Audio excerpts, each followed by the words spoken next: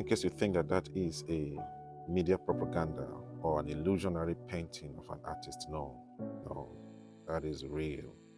That could be a mother crying over the senseless killing of her son. It could be a wife over the death of her husband, or a sister over the loss of a brother. And this has become the narrative across board. It amazes me how this happened on Sunday, and by Monday the nation moved on as though nothing happened.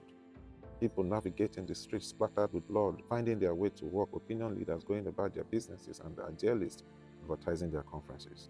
Comedians setting up shows and promoters geek for the Easter weekend. Even Christians, consecrated bishops, and political parties had their conventions by the weekend, heavily guarded by armed security operatives at the expense of the defenseless, innocent citizens of this country.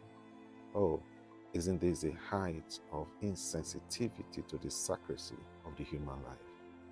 Okay, Dube said you read about it in the news, you don't believe it until the next victim comes from your door. I am sick to the depths of the stomach of my spirit, and it amazes me how men could still have emotional conjugation strong enough to still have erection for sex, and how women could still adore themselves with jewelries and paintings under the condition that this country is in. You know, Ashebe said, things fell apart and the center could not hold.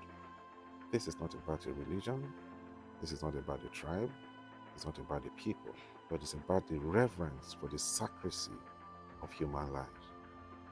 Whilst I commiserate with the families of the bereaved, and I ask that God grants them the fortitude to bear the law, but I'd like to state it clear and loud that the Bible says in Ezekiel 32 and verse number 24 that anyone who spreads terror in the land of the living shall go down uncircumcised and shall go down to the grave in shame to meet those who have gone ahead of him.